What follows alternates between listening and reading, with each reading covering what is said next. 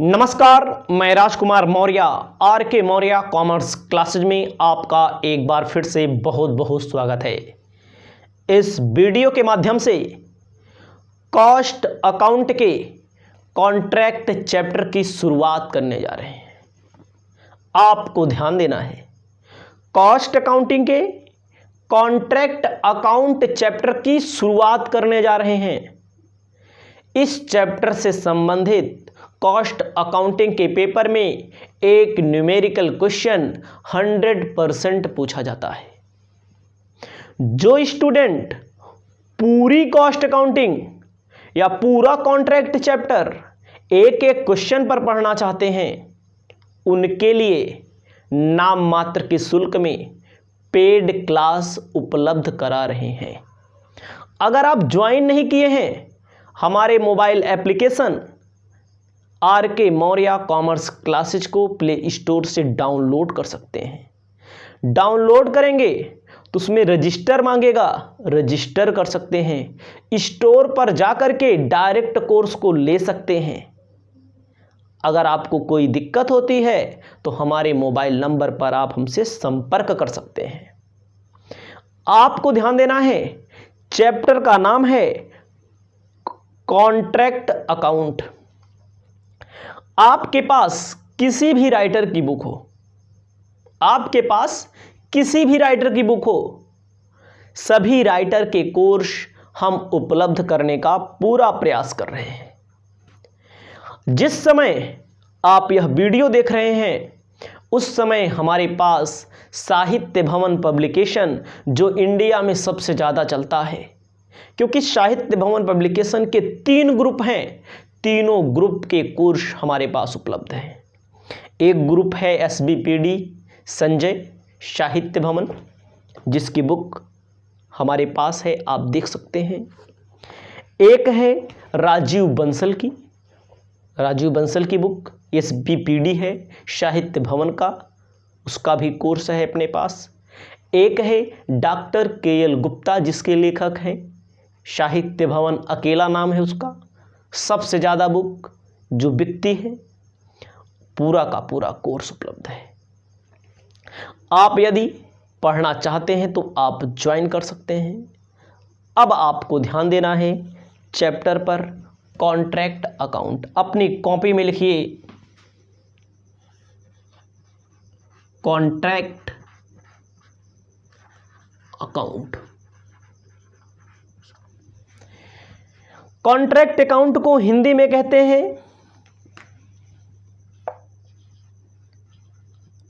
ठेका लागत। ठेका वो देसी शराब वाला ठेका नहीं, जो ठेका किसी बिल्डिंग को बनाने के लिए लिया जाता है, किसी सड़क को बनाने के लिए लिया जाता है। तो आपको ध्यान देना है, एक कॉन्ट्रैक्ट अकाउंट समझना है। पूरी वीडियोस को आपको ध्यान देके सुनना है, पढ़ना है, आपको हम पूरा समझा देंगे। आप पढ़ रहे हैं कॉन्ट्रैक्ट अकाउंट ठेका लागत। ये ठेका लागत आया कहां से, कैसे पैदा हुआ, क्या होता है कॉन्ट्रैक्ट अकाउंट? सबसे पहले आप समझेंगे कॉन्ट्रैक्ट के बारे में। कॉन्ट्रैक्ट के बारे में आप समझेंगे, कॉन्ट्रैक्ट का मतलब क्या होता है। हमें कोई निर्माण करवाना है, जैसे हमें या आपको या गवर्नमेंट को या किसी कंपनी को बिल्डिंग बनवाना होता है, किसी भी व्यक्ति को बिल्डिंग बनवाना होता है, गवर्नमेंट को रोड बनवाना होता है ना, रेलवे विभाग को रेलवे की लाइन बिछाना होता है। तो आजकल कॉन्ट्रैक्ट का बहुत ज़्यादा प्रचलन बढ़ गया है। तो इसमें क्या होता है, हमें मान लीजिए बिल्डिंग बनवाना है या आपको बिल्डिंग बनवाना है, तो क्या करते हैं, कई लोगों से पूछते हैं कई लोगों से पूछते हैं, कई कॉन्ट्रैक्टर से पूछते हैं, कितने में बनाओगी भाई, कितने में बनाएंगे आप? तो उसे हम कहेंगे एक तरह से टेंडर, जो पूछा जाता है अन्य लोगों से, जो पूछा जाता है उसे कहेंगे टेंडर। टेंडर वाला चैप्टर उपलब्ध है अपने पास, पूरा कोर्स। हमें कोई बिल्डिंग बनवाना है तो हम साधारण तौर पर देखते हैं तो कई ठेकेदारों से पूछते हैं, कई बनाने वालों से पूछते हैं। तो मान लीजिए एक सिंपल बात होती है हम लोगों के यहाँ कि पूछते हैं, क्योंकि अगर छोटे पैमाने पर काम करवाना है तब, या बड़े पैमाने पर भी बड़ा घर बनवाना है तब भी, 1-8 करोड़ का घर बनवाना है तब भी, तो हम क्या करते हैं, पूछते हैं। तो और जो कॉन्ट्रैक्टर होता है, कॉन्ट्रैक्टर का मतलब जो बनाएगा वो बताता है, कोई बताता है 10 लाख में बनाएंगे, कोई बताता है 12 लाख में बनाएंगे, कोई बताता है 11 लाख में बनाएंगे, कोई बताता है 8 लाख में बनाएंगे। तो सबके अपने अपने रेट होते हैं, अपनी अपनी डिज़ाइन होती है, अपना अपना काम करने का अलग अलग तरीका होता है। तो हम कई लोगों से पूछेंगे तो हमें उन कई लोगों में जिसका अच्छा लगेगा और कम खर्च में अच्छा घर बना करके देगा, अच्छी बिल्डिंग बना करके देगा, उसी को कॉन्ट्रैक्ट दे दिया जाता है। अब ये रही बात हमारी आपकी। आप देखते होंगे फिल्मों में टेंडर, पुरानी फिल्मों में टेंडर के लिए बाहुबली लोग रहते थे, अभी भी बाहुबलियों का बोलबाला है टेंडर। बहुत लोग कहते हैं टेंडर हो गया है। टेंडर होने का मतलब क्या होता है आप समझिए। जैसे रोड बननी होती है, कहीं पर पुल या ब्रिज बनना होता है, तो कहते हैं टेंडर हो गया है। टेंडर का मतलब क्या होता है? टेंडर का मतलब होता है यहाँ से लेकर के यहाँ तक, मान लीजिए 10 किलोमीटर की रोड बनानी है या 5 किलोमीटर की रोड बनानी है, तो क्या होता है, गवर्नमेंट के यहाँ प्रस्ताव भेजा जाता है। गवर्नमेंट के यहाँ स्थानीय सांसद प्रस्ताव भेजेगा, स्थानीय विधायक प्रस्ताव भेजेगा, अदर कोई जनप्रतिनिधि होगा प्रस्ताव भेजेगा, ठीक है, प्रस्ताव पास हो जाएगा वहां पर। तो उसके लिए बजट अलॉट किया जाता है, बजट अलॉट किया जाता है।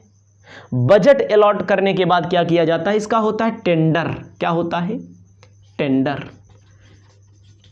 टेंडर मतलब होता है एक फॉर्म निकलता है। इस टेंडर को वो लोग भरते हैं जो कॉन्ट्रैक्टर होते हैं, रजिस्टर्ड कॉन्ट्रैक्टर होते हैं, वो लोग टेंडर का फॉर्म लेते हैं, उसी विभाग से मिलेगा, उसी डिपार्टमेंट से मिलेगा, फॉर्म को भरेंगे। तो भाई जिनको जिनको जानकारी होगी, जैसे नौकरी निकलती है तो हम लोग भर देते हैं, बहुत सारे लोग भर देते हैं।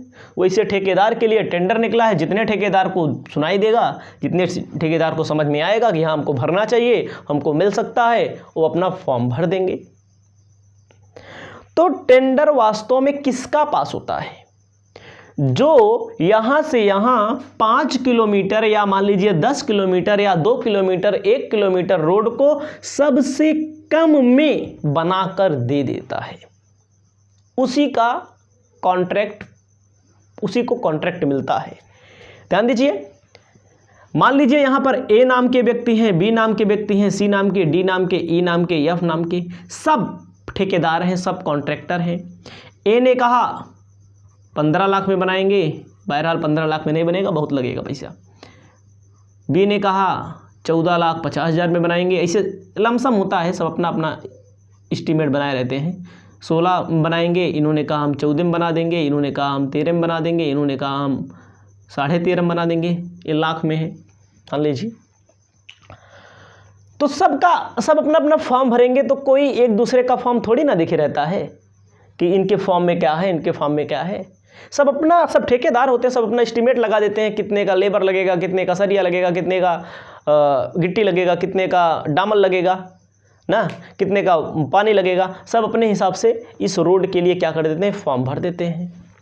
अब यहीं पर होता है खेला, यहीं पर चलती है राजनीति। जब राजनीति चलती है तो सारी चीजें धराशाही हो जाती हैं अपनी ओर।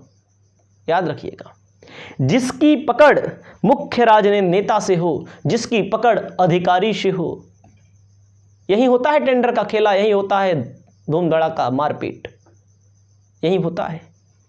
तो क्या होता है, सब लोग फॉर्म भरेंगे, फॉर्म उसी का पास किया जाता है वास्तव में जिसकी पकड़ होती है, जो ज्यादा कमीशन देने के लिए तैयार होता है, किसी अधिकारी को, किसी सांसद को, किसी विधायक को या अन्य किसी जनप्रतिनिधि को, उसी का पास कर दिया जाता है। बाकी सब तो रिजेक्ट हो जाता है या भरने ही नहीं दिया जाता, कहीं कहीं पर बवाल हो जाता है, पेपरों में निकलता है, टीवी में आप देख सकते हैं, ये निकलता है, ये अलग बात है।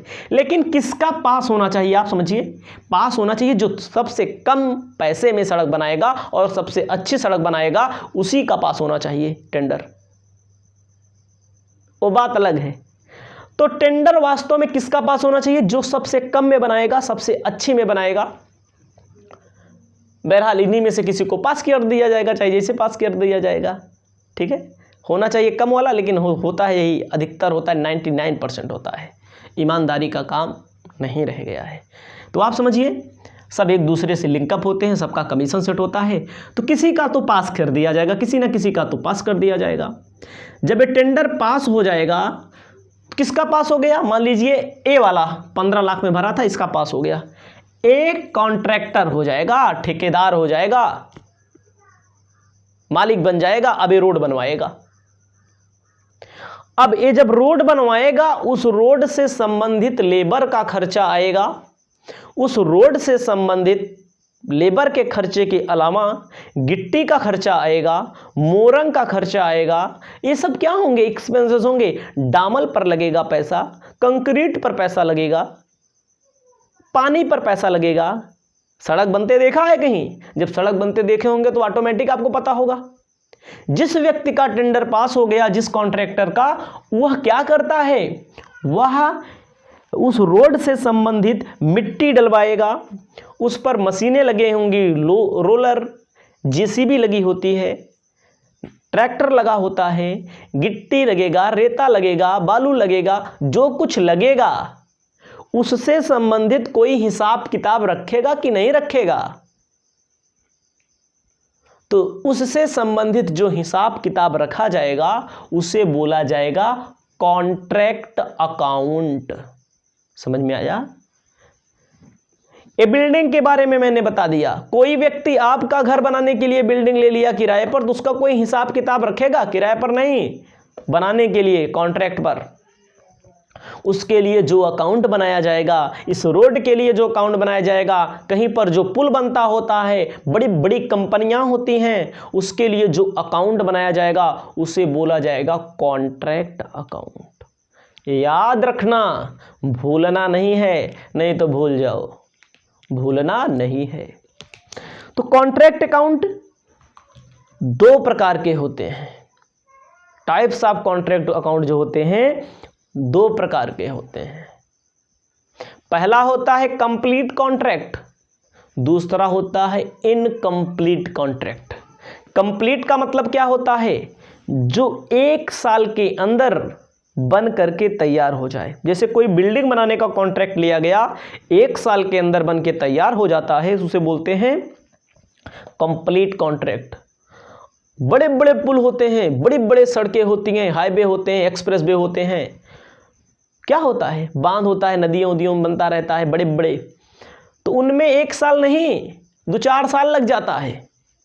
हमारा घर जहाँ पर है, हमारे घर के बगल में थोड़ी दूर पर नदी है, रेलवे लाइन गई हुई है। उस रेलवे लाइन पर हम देख रहे हैं जो पुल बन रहा है, दूसरा पुल बन रहा है, मतलब डबल लाइन हो रही है। उस रेलवे लाइन पर 4 साल हो गया, पुल का काम अभी आधो नहीं कंप्लीट हुआ है। आधा का मतलब वही पिलर लगा हुआ है, पिलर खड़ा कर दिया गया है, उसमें अभी एक आध पिलर खड़ा नहीं है ठीक से। 6 महीना चलता है, 6 महीना बंद रहता है। तो आप समझिए, कंप्लीट कॉन्ट्रैक्ट, इनकम्प्लीट कॉन्ट्रैक्ट, एक एक के बारे में हम आपके लिए टॉपिक उपलब्ध करा रहे हैं। ताकि आपकी तैयारी निश्चित हो सके। आपको हम कंप्लीट का फॉर्मेट, इनकम्प्लीट का फॉर्मेट दोनों को बता रहे हैं, इसे आप लिख लीजिए। आपको अब आगे ध्यान देना है, अपनी कॉपी में लिखिए कंप्लीटेड कॉन्ट्रैक्ट अकाउंट।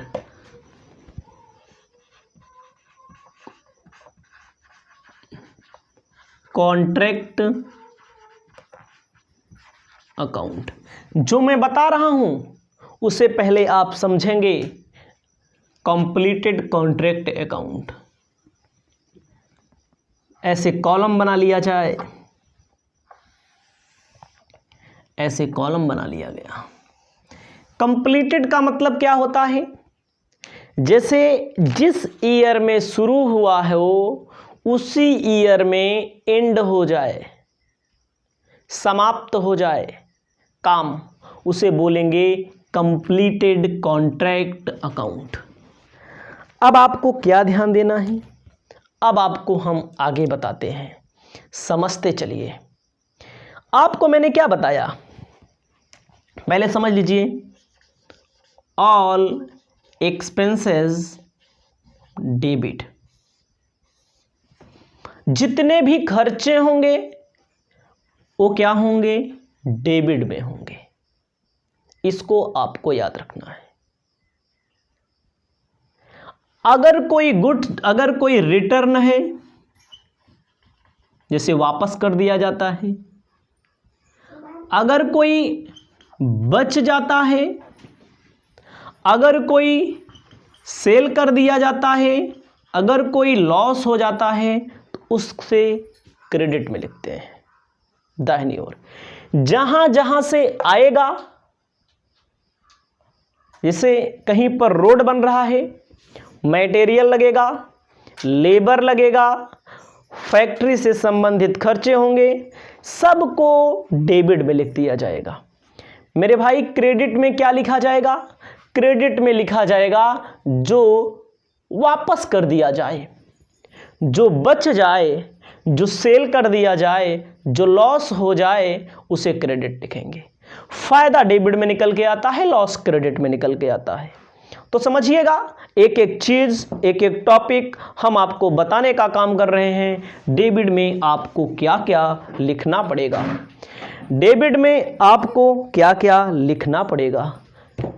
सबसे पहले आप लिख लीजिए, डेबिट में लिखना पड़ेगा टू मटेरियल। मटेरियल को कहाँ लिखते हैं? डेबिट में लिखते हैं, क्योंकि कॉन्ट्रैक्ट पर मटेरियल से संबंधित खर्चे होंगे, मटेरियल आएगा, वहां पर खर्चा डेबिट में लिखा जाएगा। ऐसा लिखा जाएगा to material issue from store से कोई मटेरियल आएगा, उसको भी डेबिट में लिखा जाएगा। उसको भी कहाँ लिखा जाएगा? डेबिट में लिखा जाएगा। उसके बाद to material transfer from store, store के अलावा कहाँ? अदर कॉन्ट्रैक्ट से आएगा, उसको कहाँ लिखा जाएगा? डेबिट में लिखा जाएगा। एक बार फिर से जरा ध्यान दीजिए, मटेरियल से संबंधित जो भी सूचना होगी उसको आप डेबिट में लिखेंगे। डेबिट का मतलब चाहे जहां से आया होगा उसे आप कहां लिखेंगे? डेबिट में। आगे बहुत सारी चीज़ें हम आपको बताएंगे, यहाँ पर आपको केवल इतना समझना है क्या क्या डेबिट में लिखा जाएगा। जैसे मान लीजिए मैंने क्या बताया, टू का प्रयोग किया जाएगा, लिखा जाएगा मटेरियल। टू का प्रयोग किया जाएगा, लिखा जाएगा वेजेज। टू का प्रयोग किया जाएगा डायरेक्ट एक्सपेंसेस। टू का प्रयोग किया जाएगा अदर एक्सपेंसेस। टू का प्रयोग किया जाएगा, मान लीजिए प्लांट आया हुआ है, प्लांट इशू किया गया है। टू का प्रयोग किया जाएगा, मान लीजिए कोई डिप्रिसिएशन मिल गया, किसी पर लगाना है। टू का प्रयोग किया जाएगा, बहुत सारी चीज़ें दी रहती हैं। आउटस्टैंडिंग एक्सपेंसेस, आउटस्टैंडिंग का मतलब बकाया है, ये सब चीज़ें कहाँ लिखी जाएंगी? डेबिट में, क्योंकि ये सब खर्चों से संबंधित होता है। इसको हम कहाँ लिखेंगे? डेबिट में लिखेंगे। इसको आप याद रखना, इसे आपको भूलना नहीं है, भटकना नहीं है। अब आपको क्या करना है? क्रेडिट में क्या किया जाएगा? क्रेडिट में लिखा जाएगा बाई मटेरियल रिटर्न। चाहे रिटर्न पे मटेरियल कर दिया जाए, चाहे दूसरे कॉन्ट्रैक्ट पे कर दिया जाए, ये सब सारी चीज़ें होंगी। उसके बाद आपको ध्यान देना है by material sold, material sold by plant sold by profit loss. Heading डाल देंगे profit loss account. Profit loss account में कभी कभी होता है loss by fire, loss by fire, loss by fire हो जाता है। स्टोलन मतलब चोरी हो जाता है। बहुत सारी चीज़ें मिलेंगी, जो भी मिलेगा उसे हम क्रेडिट मिलेंगे। बाई मटेरियल एट साइट निकाला जाएगा, बाई प्लांट एट साइट लिखा जाएगा यहाँ पर। ये सारी चीज़ें आपको शो करनी पड़ेंगी। जहाँ जहाँ से कोई आएगा मटेरियल, कोई खर्चा होगा, आपको डेबिट में दिखाना है। क्रेडिट में क्या दिखाना है? वापस कर दिया गया क्रेडिट में, मटेरियल सोल्ड हो गया क्रेडिट में, प्लांट सोल्ड हो गया क्रेडिट में, प्लांट वापस कर दिया गया क्रेडिट में। चाहे लिखा है मैंने, चाहे नहीं लिखा है। किताब से मत मिलाने लगिएगा, तुरंत मिलाने लगो किताब से मिल रहा है कि नहीं मिल रहा है। अभी आप शुरुआत है, बहुत सारी चीज़ें छोड़ दिया जाता है जानबूझकर, क्योंकि आपके स्टूडेंट जो होते हैं उनके बस का कम रहता है। तो जहाँ जहाँ से आए, एक आपको पूरा नहीं लिखा, अभी इसमें एक चीज़ नहीं लिखा गया है, उसको मैं लिख देता हूँ। और मेन रूप से रखा जाता है कॉन्ट्रैक्ट प्राइस। क्या लिखा जाता है? By contract price. क्या लिखा जाता है? कॉन्ट्रैक्ट प्राइस लिखा जाता है। आगे चलते हैं, आगे बात बढ़ाते हैं। अब आपको बताने जा रहे हैं इनकम्प्लीट। कौन सा? ऐसा कॉन्ट्रैक्ट जो कंप्लीट नहीं हुआ है, उसके बारे में लिखने जा रहे हैं। इसे आप लेकिन लिख लेंगे वीडियो को रोक करके, जिस एंगल पर आपको वीडियो समझ में आए कि हमें लिखना चाहिए, ठीक दिख रहा है, उसी एंगल पर आप लिख लेंगे। उसके बाद हम बात करेंगे, कौन सी बात करेंगे? उसके बाद बात होगी इनकम्प्लीट कॉन्ट्रैक्ट पर। आप अपनी कॉपी में हेडिंग डाल सकते हैं incomplete contract account.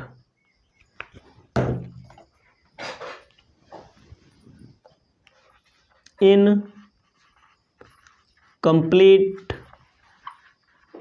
Contract account. जब पूरा क्वेश्चन पढ़ेंगे तब आपको बेहतर ज़्यादा समझ में आएगा।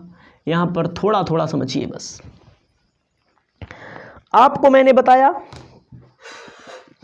मटेरियल कुल मिलाकर के चाहे जहां से आए, याद रखिएगा,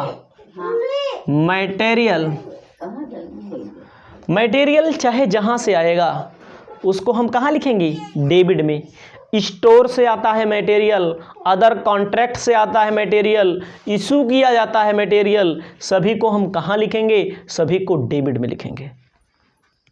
समझ में आया? कई जगह से आएगा मटेरियल। उसके बाद आपको मिल जाएगा स्टोर। मान लीजिए ये वहाँ भी मिल सकता है जो यहाँ लिखा जा रहा है, स्टोर कंज्यूम्ड, ये भी मिल सकता है आपको। उसके बाद आपको क्या लिखना है? स्टोर के बाद आपको लिखना है प्लांट की लागत। यहाँ लिखी जाती है, प्लांट की लागत लिखी जाती है, कितने का प्लांट है, कॉस्ट ऑफ प्लांट। उसके बाद वेजेज या लेबर पर खर्च लिखा जाता है। उसके बाद डायरेक्ट एक्सपेंसेस लिखा जाता है। उसके बाद अदर एक्सपेंसेस लिखा जाता है। उसके बाद अगर कोई प्रॉफिट आ गया सेल करने पर उसको लिखा जाता है, नेट प्रॉफिट जो निकल के आता है उसको लिखा जाता है। ये सारी चीज़ें होती हैं, लेकिन यहाँ पर थोड़ा सा परिवर्तन होगा। यहाँ पर नियम लगता है, प्रॉफिट से रिलेटेड नियम लगता है। उस नियम को इसी वीडियो के माध्यम से आगे हम बताने जा रहे हैं। जब क्वेश्चन मिलेगा तो फिर बता दिया जाएगा। आपको ध्यान देना है क्या किया जाता है। आगे बात आगे बढ़ाइए। ऐसे लिखा रहेगा by work in progress. Incomplete और कंप्लीट में अंतर क्या होगा।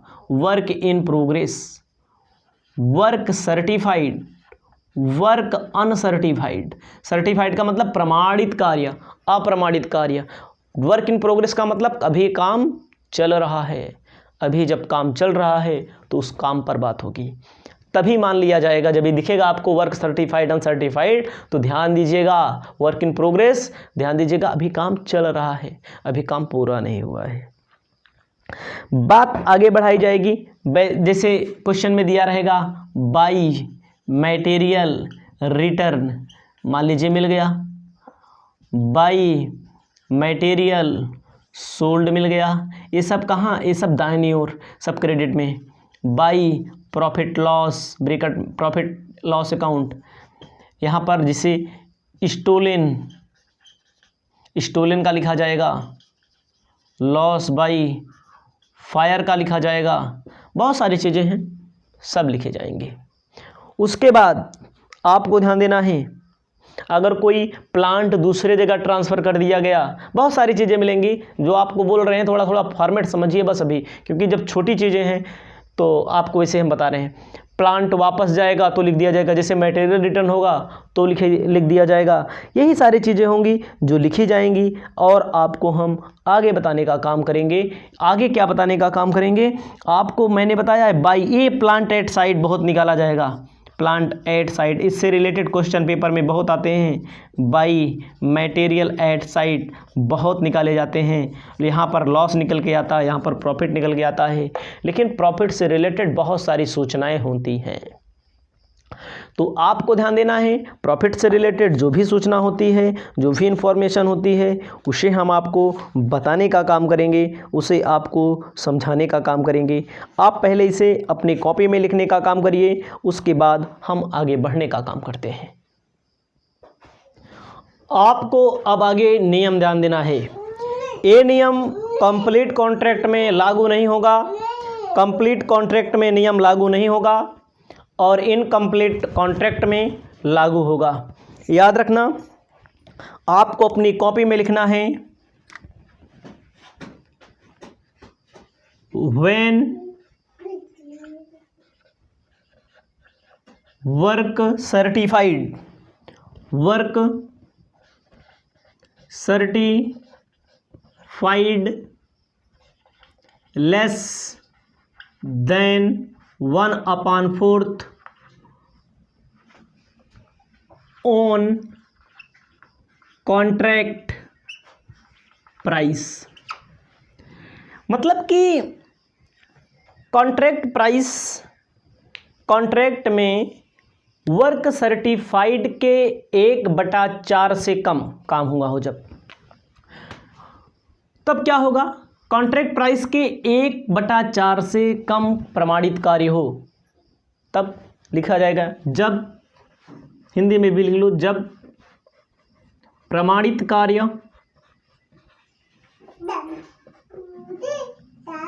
ठेका मूल्य के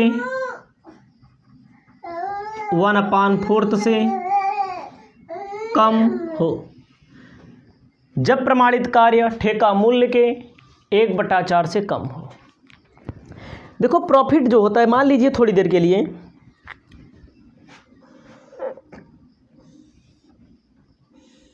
चार कमरे मिले हुए हैं आपको बनाने के लिए, ठेका लिया हुआ है आपने 4 कमरों का, पहला, दूसरा, तीसरा और चौथा लिया हुआ है कॉन्ट्रैक्ट 4 कमरों का। 4 में से केवल पहले में ही अभी काम लगा हुआ है, थोड़ी देर के लिए मान लिए। यानी कि जब काम कॉन्ट्रैक्ट प्राइस के एक पूरे का कॉन्ट्रैक्ट तो पूरा लिया गया, अभी 1/4 भी काम नहीं हो पाया, तो कितना प्रॉफिट मान लोगे? पहली condition.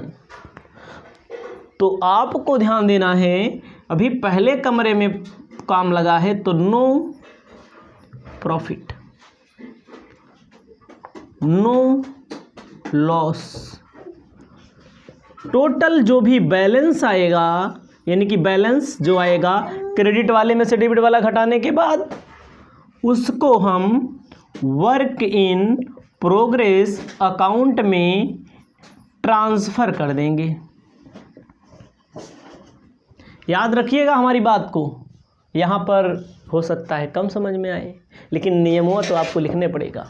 When work certified 1/4 on contract price, जब प्रमाणित कार्य ठेका मूल्य के 1/4 से कम हो, जितने का कॉन्ट्रैक्ट लिया जाएगा उससे ठेका मूल्य का, कॉन्ट्रैक्ट प्राइस का वर्क सर्टिफाइड से तुलना की जाएगी। याद रखिएगा, किससे?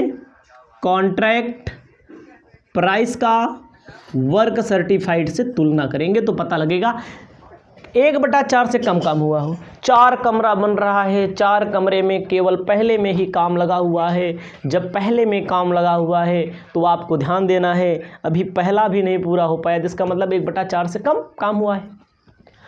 तो कोई प्रॉफिट लॉस शो करेगा, बैलेंस निकलेगा, लेकिन कोई प्रॉफिट लॉस नहीं माना जाएगा। पूरा का पूरा कहाँ ट्रांसफ़र कर देंगे? वर्क इन प्रोग्रेस में। कहाँ पर? वर्क इन प्रोग्रेस में, क्योंकि अभी काम चल रहा है, शुरुआत है भी। आपको ध्यान देना है, दूसरा number heading, when work certified more than 1/4 less than 1/2, जब काम ऑन कॉन्ट्रैक्ट प्राइस, जब काम जो है मान लीजिए 1/4 से ज़्यादा हो गया, कमरा बना देते हैं 4 ठो, उसमें समझा देते हैं आपको। 4 कमरा बनाने के लिए आपने लिया है कितना? 4 कमरा, पहला, दूसरा, तीसरा, चौथा। पहला बन गया है, लेकिन दूसरे में काम लगा है, कंप्लीट नहीं हुआ है। इसका मतलब 1/4 काम हो गया है, लेकिन आधा अभी भी नहीं हुआ है। तब क्या होगा? तब दोनों का जो बैलेंस निकलेगा उसका प्रॉफिट क्या करेंगे? उसके प्रॉफिट के लिए नियम लगेगा। नियम क्या लगेगा? लिखा जाएगा एस्टीमेटेड प्रॉफिट, या नोशनल प्रॉफिट बोला जाता है। नोशनल प्रॉफिट मतलब होता है माना हुआ लाभ, एस्टीमेटेड मतलब होता है अनुमानित लाभ। कैसे निकाला जाएगा? क्योंकि निकाल लिया जाएगा भाई, पहला कमरा बन गया है, दूसरे में काम लगा है, कुछ फ़ायदा मान लिया जाएगा। इसके लिए नियम बोला गया है, एस्टीमेटेड प्रॉफिट इक्वल टू, ठीक है, प्रॉफिट एंड लॉस अकाउंट में क्या शो किया जाएगा? नोशनल प्रॉफिट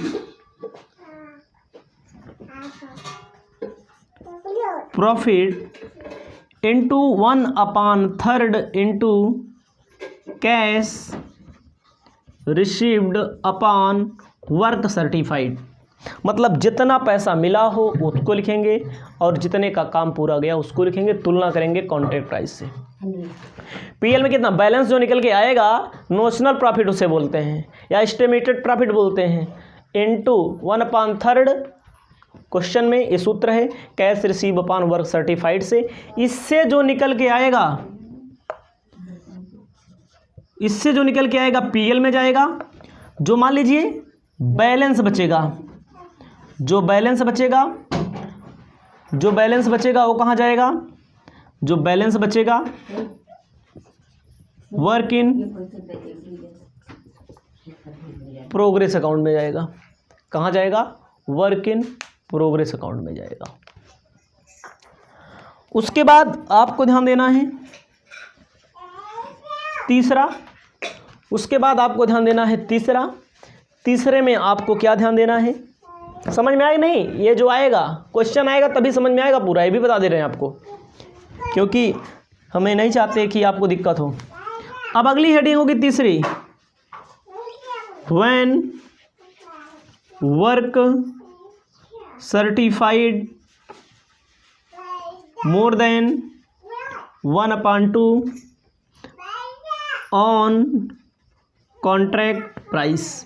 मतलब अब की बार क्या होगा, अब की बार अगर 4 कमरा बन रहा है तो पहला कंप्लीट, दूसरा का कंप्लीट, तीसरा का या हो सकता है तीसरा को कंप्लीट हो, चौथे में काम लगा हो, तो कुल मिला के ये भी कंप्लीट होगा, ये भी कंप्लीट होगा 100%, ठीक है। तीसरे के या चौथे में काम लगा होगा, तो मतलब कि काम 1/2 से ज़्यादा हुआ हो पूरा, तो आपको क्या ध्यान देना है, जो पीएल में क्या लिखा जाएगा, पीएल में लिखा जाएगा